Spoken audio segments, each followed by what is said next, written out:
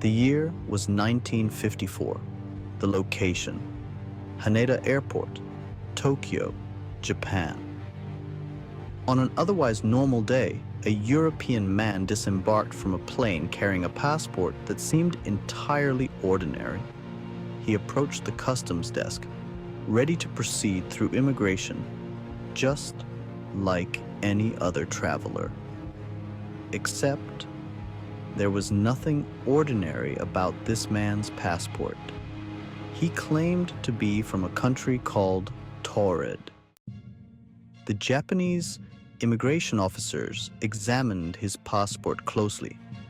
Everything looked genuine, like the stamps, the visa entries, and the document itself. But there was one glaring problem. The country of Taured simply did not exist.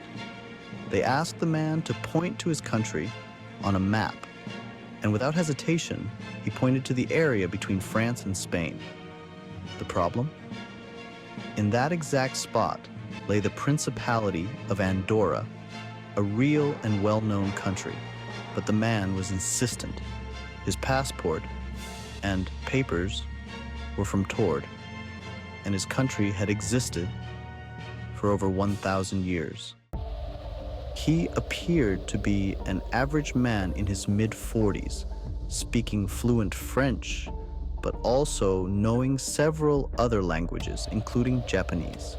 His suit was neat, his behavior professional. He even had documentation like a driver's license, bank statements, and checks issued from the mysterious country of Taured. All of these seemed legitimate. He had also traveled extensively, evidenced by the multiple visa stamps from different countries in his passport. Yet there was no record of Taured in any international database. Naturally, this raised red flags with airport authorities. At first they assumed it must be a case of forgery or some elaborate misunderstanding. Maybe this man was confused, or perhaps he was a criminal. But as they cross-checked his information, everything appeared to match. His passport had been stamped on previous visits to Japan, and the hotel he had booked was expecting his arrival. Determined to solve the mystery, the airport officers interrogated the man for hours, but his story never wavered. He was adamant that Taured existed and that this was simply a mistake on their part. As far as he was concerned, this was his third business trip to Japan that year. Uncertain of what to do, the airport authorities decided to detain the man overnight in a nearby hotel while they investigated further. 2 armed guards were stationed outside his room to ensure he didn't escape.